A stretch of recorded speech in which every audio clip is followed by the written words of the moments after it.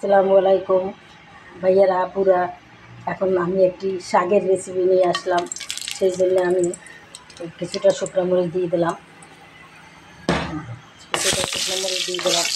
তারপর আমি রসুন কুচিটা দিয়ে দিলাম। শাকের ভাজি করবো, ভাজা হয়ে গেছে আমার। পেঁয়াজ রসুন শুকনো মরিচটা আমার ভাজা প্রায় হয়ে আসছে।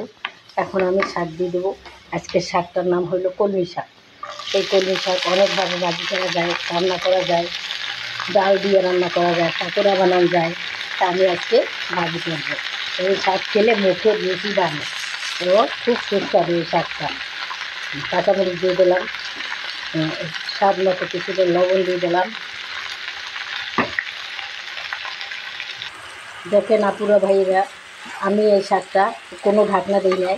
শাকের মধ্যে ঢাকনা দিলে সবুজ রঙটা চলে যায়, সেই জন্যে আমার ভাজিটা প্রায় হয়ে আসছে। কলমি শাকের ভাজিটা আর একটু সামান্য হবে, হয়ে গেছে আমার শাকটা আপুরা ভাইরা। এখন আমি শাকটা তুলে পরিবেশন করব, এটা আপনাদের দেখাবো। আমার এই চ্যানেলটা সাবস্ক্রাইব করে দেবেন, আমার সবাই দেখবে। আপুরা ভাইয়ারা, আমার শাকটা হয়ে গেছে। দেখেন, আমি ঢাকনা দিই নাই, তাই কি সুন্দর সবুজ কালার। এভাবেই শাক ভাজি করবেন আপনারা, করে খাবেন।